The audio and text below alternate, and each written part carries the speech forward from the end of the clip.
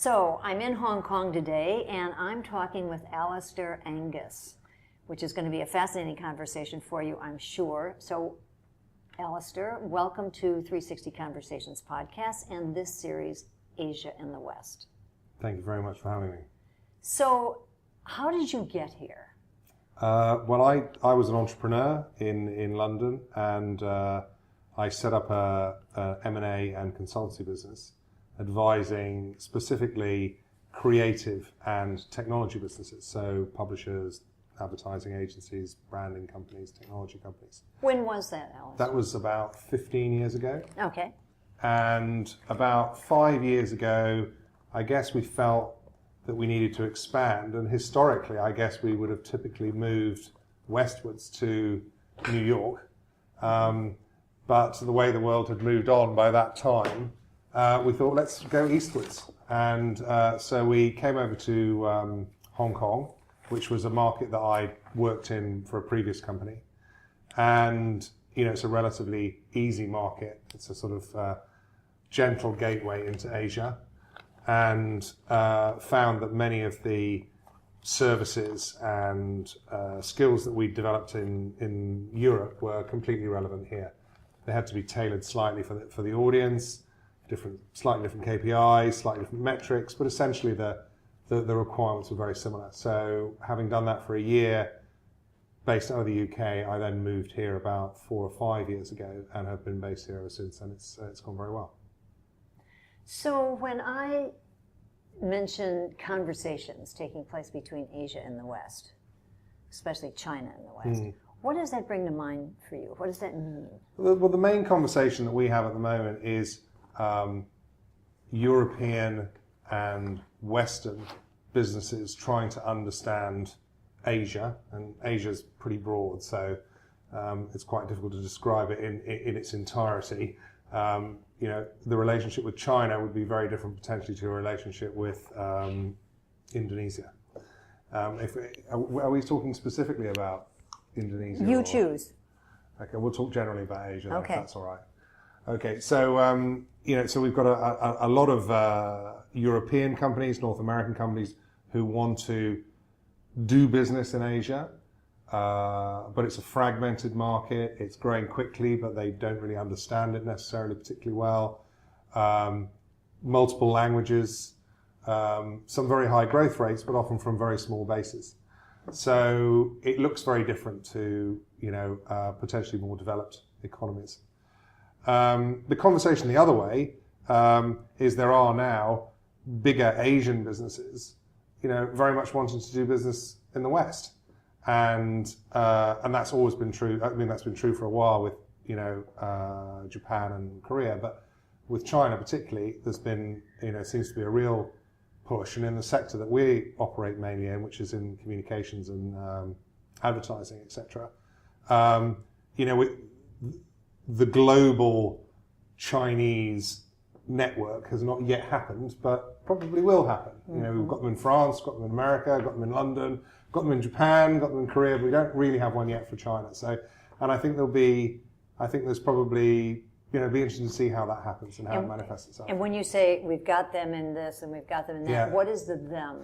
Well, I think, you know, we've got big billion-dollar multinational networks providing the full gamut of agency services from, you know, advertising, branding, digital strategies, social media monitoring, you know, you name it. And, you know, the usual suspects being WPP, IPG, Publicis, Hakuhodo, Dentsu, et cetera, et cetera. Mm-hmm. So in some ways, the media business has gone through real turmoil in the West, right? So this probably represents a new set of opportunities. I think there has been a steady consolidation, but equally in the West, there's also a constant upflow of new business and new ideas, because the market's changing so rapidly that, in fact, you know, new ideas, new companies start every day that are suddenly become terribly exciting and need to become part of the broader marketing mix for these guys end user clients. The same is true in Asia. I think that it's a bit harder here to grow a scale business. You get quite a few big local players, but the sort of independent SME level is not as well developed. And that's partly because of historical acquisitions, which have taken a lot of them out, and partly because the market is very fragmented, and it's partly in the nature of communications and early stage technology and early stage digital businesses. The barriers to entry are relatively low. You don't need huge amounts of capital. So it's not hard to start them up. And in quite entrepreneurial cultures, or very entrepreneurial cultures, it's quite quick. Oh, I've got some clients. I can set up a business. I have a company. I have a company. I'm off. So, and I think and that seems to happen really quickly here. I think the core of all of this is talent. There's 15 years ago, if I was talking to a growing agency in London, they'd say, "Oh, do you know any good? Can you find me some good?"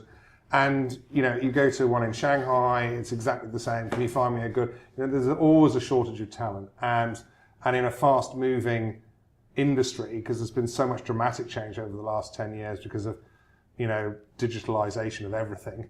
Talent that understands that can operate in different environments, cross borders, multi-language. They're rare.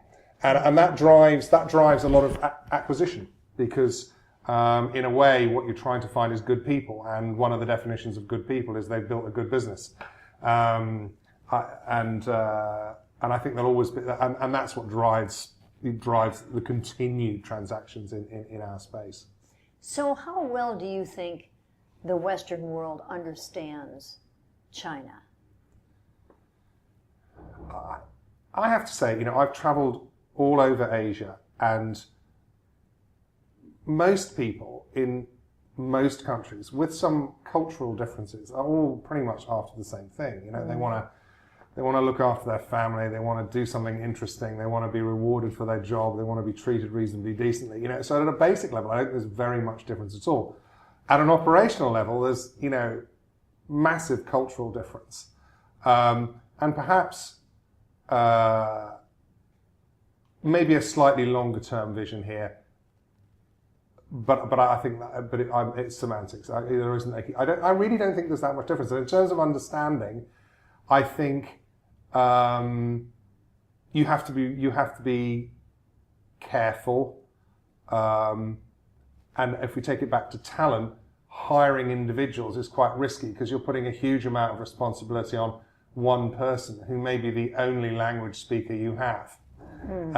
And I think a number of people have worked out that actually recruiting and building a team and having to glue it together and build it and in a new market all at the same time is quite difficult. And in fact, sometimes it's easier to say, look, I'll buy something that's already working.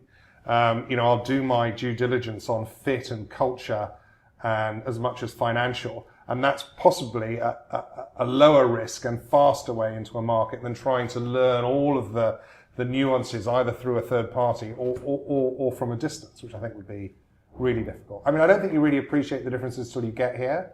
And then the differences go away quite rapidly because you absorb them and it becomes normal.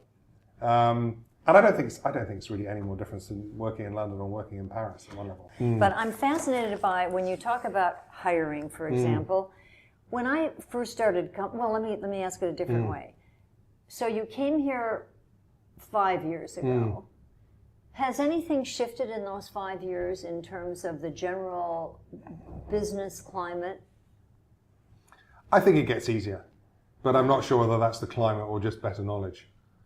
But I think there's more and more people doing it. There's every time you go to Malaysia or China, there's more and more people who've travelled there to do work. There's more exposure generally. I think people are just getting used to each other. That's great. I genuinely see it as pretty positive. I mean, I think at a news level, it's very easy to be quite gloomy about things. But I think at an operational level, people want to get on and want to get stuff done. Full steam ahead. Yeah. So has this recent slowdown in China had any impact on I haven't really noticed. You haven't even seen it? No. That's No, interesting. not at all. And whether there really has been a slowdown. There probably has. Again, we specialize in a subset of a market that's very... The great advantage of working with talent businesses, which is what we do, is that actually if the market moves, they can move. We're not welded into, we're not making tables and the market for tables goes down, we've got a problem. We're selling, most of our clients are coming up with ideas, they're innovating, it's creative, and they can, if the market moves slightly one direction, they can move there. You can retrain and reinvent yourself I mean, you wouldn't, but hypothetically, you could reinvent yourself in a day. So when you talk about innovation, that's an interesting place to sit for the moment. And that is that I remember it wasn't that long ago that we had conversations with senior people in this part of the world saying, can China innovate its way to future growth? Well, we now know that China has a tremendous amount of innovation. Where does that sit in the world that you oversee? Is there as much innovation coming from particular countries more than others, or? I think we have innovative clients in all our markets. We've got clients in New York, clients in Europe, clients in Asia. There are certain hotspots sometimes. There doesn't seem to be particular logic behind it, but I would say China is as innovative as anywhere else. You get some markets that seem like Vietnam, which seems surprisingly innovative, particularly in our space. There's been a lot of technology out of there. So it's interesting to see where some countries seem to punch slightly ahead of their weight.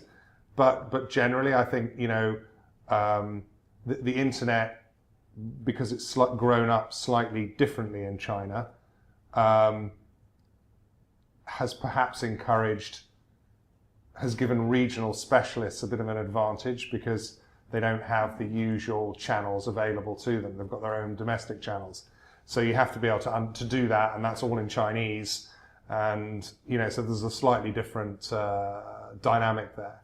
So there's if you want to have a global online presence, then you need to have a Chinese partner, and you need to understand their routes to market. Digital routes to market are different to those in the West. Is the understanding of what innovation is any different in this part of the world than it is in the West?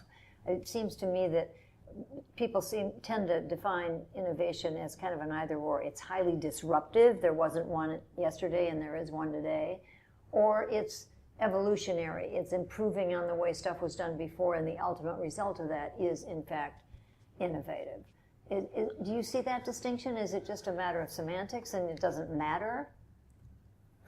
I think coming up with something world-altering is, pretty innovative, probably. I'm not sure where that will come from next. I don't see any reason why it shouldn't come from Asia or North America or Europe. Well, especially considering the numbers. Yeah. And do you see any difference since we were talking about talent, do you see any difference that educational systems lend to this? That people for some time thought, well, parts of the world where things are learned by rote aren't going to be as innovative as others? I have.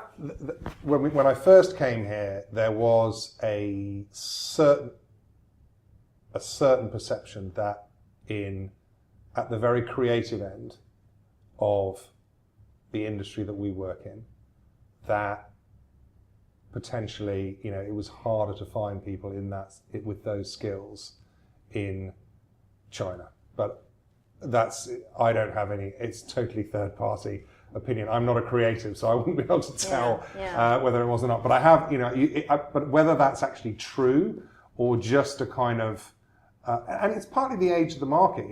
I think you haven't had it's like, there just aren't enough people who've come through, who've been exposed to it. And if you look at a lot of these Western businesses, they're just, a lot of the creative people who are in the new channels to market have moved from a traditional channel.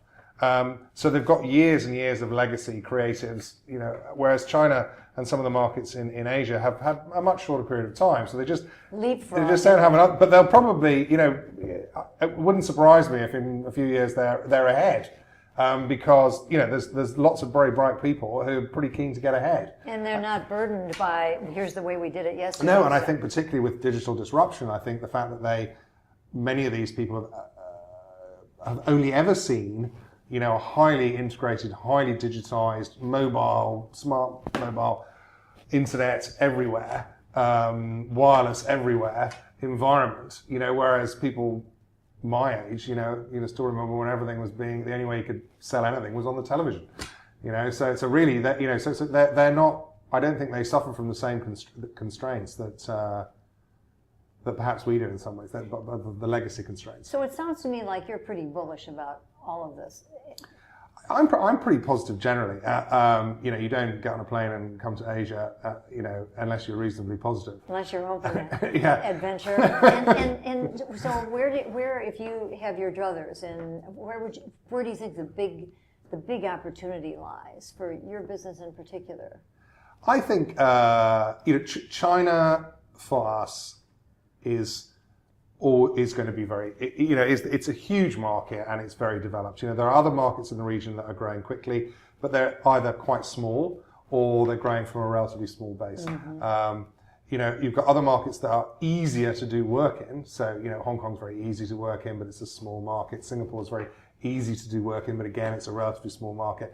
Indonesia is a very big market by population, but it's quite, it's not particularly sophisticated in terms of the sector that we work in. Australia is a fantastic market in terms of skills and talent, and actually, from a time zone point of view, not bad. And actually, where there is a skills shortage in Asia, we're actually thinking maybe, using Australia as a skills hub and bringing people northwards is actually easier than trying to run it from London or New York. I mean, trying to run it from New York, it's 13 hours. It's terrible. Yeah. I mean, London's bad enough. And so I think there is a that moving skills northwards from Australia is quite interesting, because Australia kind of punches slightly above its weight in terms of the skills, and they've got some very sophisticated businesses down there, slightly limited by geography, but they've got lots of geography. They've got lots above them that they could get their teeth into. And actually, just Southeast Asia is a big market. Before you even get to Greater China. I mean, there are a number of people who are looking at doing stuff without really considering Greater China at all, because, they're just right, if we can do all of Asia, all of the rest of Asia really well, then that's pretty big market. Yeah. So where are the challenges? What are the things that could get in the way of your optimism? Look, I think general unhappiness, lack of confidence, people want, all businessmen say the same, don't they? They want predictability. We want visibility. We want to be able to have confidence that when we, invest in somewhere, that the currency is not going to change dramatically, and that, we'll be able to get our returns out, et cetera, et cetera. And I think, it's the basic, I think that the greater economic trading and the transparency and honesty of that is the key to making it work. But that's just a liberal view of the world, really. I don't think it's anything particularly innovative. Well, it is interesting, I think, what you say about predictability, that we are right now in a time in which it is a little bit hard to tell where and that's probably not helping, probably not helping in the short term. I think in the long term, in the long term, everyone wants to get this done. It's going to happen. I think it's just a question of the speed, and we can make it more difficult or we can make it easier.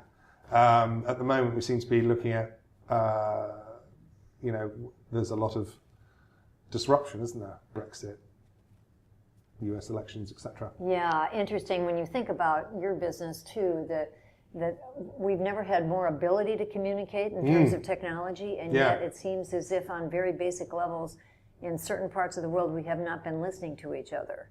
And that is... maybe we never listened, but we've just found out. Maybe you're right. Yeah, that's kind of an interesting way to put it. Now, you came here 5 years ago. You've probably not been immune to the conversations that have been taking place sort of steadily, or maybe it's a particular drumbeat that I just hear. But people who have been here a long time, Westerners who have been here, who say Hong Kong's kind of over. the thrill, the specialness, the whatever it was we had. You know, I'm not so sure it's still around. You know, maybe I go back to the UK, maybe I go back to Australia. Where do you stand on that? It sounds to me like you're here for the long term. You're here for the big game. Yeah, I don't think I can't see any reason to leave Hong Kong. It's a great place to base your business, great place to live. It's very easy, and it's pretty handy for everywhere. I guess Singapore is probably its nearest rival in terms of ease. But it's more interesting. But Singapore is lovely, but Hong Kong is just a brilliant mix of cultures, and it seems to have got the best of all of them. I think I've only been here 5 years, so to me it doesn't seem to. I don't think I could really say whether it's cooling off or not. But you are quite right. I think most of the people I know who've been here for say 20 years, you know, it's just not quite. It's not. But then I think if you ask anyone about any country after 20 years, it probably wasn't as good as when they got there. Yeah, that may be. But I also think there's something about, and maybe this has some reflection from the kind of work that you do. But it just seems to me that Hong Kong is in the process of transition. Yeah. The question is, what is it going to become, and how do you become a player in that? Because it could be an even more exciting place, given what's happening in general in Asia. And if you believe that, then there is really big opportunity here. It just won't look like it did when people were still thinking a little post-colonial. I don't know. It's kind of fun. I love hearing the views, because it's almost as if it's blind people describing an elephant when people talk to me about it. You know, it depends on where you're standing as to how you feel about it. I think you know, there was an interesting article published recently about countries the easiest country to become a millionaire. Yeah. Oh, that's interesting. And one of the I can't remember what the article was from, but one of the criteria was a sort of English-style legal system. Yeah, and I think Hong Kong will continue to be successful when you have that rule of law, wonderfully independent judiciary, which is what makes Australia, all these countries so successful. You know, if you have that, then it will be success. It will continue to really punch above its weight. So long as it's not only an easily understood and fairly articulated rule of law, but it also requires enforcement. Yeah, because absolutely. We've got a number of countries in this area which have really built legal systems, but they're not enforced. But they're not enforced. No. And I think, but again, that comes back to the same. It's about predictability, isn't it? You want to know, if I do this, this will happen. If I sign a contract, it is valid. You know, and I think and Hong Kong is a very good place for that. I'm not saying that others aren't, but Hong Kong is particularly good. And I think that allows it to, punch above its weight. Now, how, I've never really thought about it, honest. Perhaps my time horizons are too short, but, how that will pan out over the next 20 years, I don't know. I couldn't even guess. Which is part of the... You tend to hope, I think if you're here, you hope for the best, don't you? Well, I think that's true anywhere, but I think you do have the feeling that there's still a big possibility and opportunity here that is just so different from other parts of the world. In Asia generally. Yeah. I think it still feels to me, it's like we've only got started. 10 years ago people were saying, you've got to get into China, it's going to be really huge. And 10 years has gone by and I think, wow, it hasn't even started. It hasn't really even got going yet. Well, and it seems to me one of the things that's shifting in a positive way is that most people in most parts of the world are getting the sense, and this may be my interpretation, but that we're really moving into a collaborative century, that you can't really do stuff on your own. Am I wrong about that? No, I think that's a really interesting point. There's our chairman in North America is a woman called Dr. Donna Ardie, who wrote a book called The Fall of the Alphas, or The Rise of the Betas. And this is all about collaboration. The days of the sort of, typical alpha bashing down the doors, lone wolf type thing is actually not, whilst it was quite effective for a while, it's not, in the long term, the way to get the best out of a system, any system, be that political or business. And I think it's a good point. I think a lot of the stuff we're doing now with talent is how do you build teams? How do you get people working together? Because we work mainly with entrepreneurs, and entrepreneurs are fantastic. They're also usually fundamentally flawed in some way, but that's what gives them the drive to get stuff going. And then working with them to build teams that take collective responsibility, that fill in all the gaps, so that you've got create something much, much better, usually, than continuing to allow that sort of extreme, often overly independent function. And I think and I think a lot of larger corporations are going that way as well, and seeing that collaboration between broader senior teams is a much better way of getting the best out of your business. And now it's easier to do it because we have technology. Well, but technology is both a blessing and a curse now, isn't it? There's, you can get access to everything, but everything might just be a bit too much to deal with. Indeed. But I think now one of the things I'm not quite sure I understand about your business. So, does it happen that you work with entrepreneurs basically who are already here and are looking to scale their businesses, or do you work with people, let's say Western entrepreneurs, let's say in the pharma area, for instance? Well, you're in the media area, but that want to be here. Yeah. Where is your focus? So we typically work, or virtually exclusively work with owner entrepreneurs. Okay. So by nature, they are often very regionally specific. So, we'll have clients who are just in Shanghai, or clients who are just in Ho Chi Minh. Equally, we have clients who are in London, and we have clients in Germany, and we have clients in New York. Some of our bigger entrepreneurial clients actually may have multi-sites, and they might have London, New York, Germany, or they might have Hong Kong, Singapore, London. So they're sort of little mini networks. Mm-hmm. We tend to work with them on how they grow, how to build teams, and then usually how to partner with someone else to continue that growth. Because there's a point at which, if you've got a great business in China, how do you get access to Western brands who want to sell products in China? If you wait for them to get to China, it might be too late. So you need to find a gateway to show what you can do, to show your understanding, to show your ability within that market, outside of that market. And now some of the really big brands, of course, can afford to have big teams domestically, but that's a relatively small group of people. Most people will be operating from London. They're looking to sell products in China or build a brand in China. Who should I work with? Mm-hmm. They may not even hear about the best guy in China. So we do a lot of finding partners for people, partners for independents.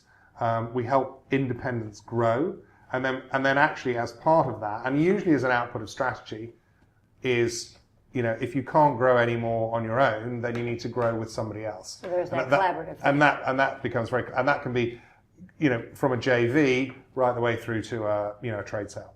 So we do the full range of services there. So have you always had this kind of global mindset? My first job was in Abu Dhabi. Oh, really? Yeah. So I probably. I guess the answer is yes. Yeah, and I met my wife in Dubai. So and I think we are, we're both Celts, and we seem to be a disproportionate number of us traveling around. I like it. It's just more interesting, and you learn more. Yeah. You learn more every day because there's so much stuff that's new, and therefore it's not boring. So, is there anything we haven't touched on that you think is important when you think about this conversation, this connection between Asia and the West? Anything that you'd like to bring up? I think it's about trust, and I think I'm very lucky, or we are very lucky, in that it would seem that within the creative, entrepreneurial, innovative technology space, we seem to meet a lot of really decent people who are pretty easy to work with. But building that trust is is different in each market, and it took us, 2 or 3 years to work out how you should work with people, because you take a lot for granted if you live in London, your office is in London, all your friends are in London, you kind of, the subtleties in a conversation, you kind of know where everything's going. Oh yeah, that's fine. I get that. Yeah, they're fine. And a lot of it is just taken as rote, and you're probably only really worried about 5% of what someone's saying. Whereas when you hear, particularly, it's not in your first language. It may not be in any of your languages, and you're using a third party or one of your team who does have those skills. You're probably only hearing 5%. Indeed. And all that soft stuff that you kind of take for granted isn't there. And learning that and compensating for that in how you do work is interesting. And I think the way, my approach has always been, you just have to spend actually just probably a disproportionate amount of time actually with people. Email and phone and all of this stuff just doesn't cut it. When you're not, it's hard enough to do email with your kids, let alone with someone who in another language on the other side of the world. I think that's where so that face-to-face time and being on the ground is probably the key building block to building trust. That it's funny because I've said for years face-to-face conversation has become the new luxury Yeah. and all the other technology. Now I'm starting to think, though, that it's face-to-face conversation has become the requisite, the beginning of what forms a relationship. And I think it's partly technology. Emails are incredibly easy and require and the level of grammar and punctuation required is very low, so you can bang them out really quickly. But the opportunity for error. But the opportunity for error is enormous. Yeah. And I think there is a tendency to use email and the internet and even worse text, etc., to communicate, where a phone call would be much better. And then if you can't do it, and a meeting would, and if it's really important, I think probably a meeting would be quite good. But I think, again, all of this is, I'm not saying that any of these are wrong, but if the notch is on 5 in London, it's dialed up to about 8 by the time you get here, and you can dial it up a bit further as it gets more complicated. And I think that's a really important thing, and to sometimes think it's highly likely they haven't understood, or we haven't understood what's happening. Each other. We need to go back and do it again. There's a global lesson in there, I guess. Maybe. Well, that's a good place to stop, I think. I really appreciate this, Alistair. Thanks for participating in Conversations 360 and this particular series, Asia and the West. You have quite a perspective. Thank you. My pleasure.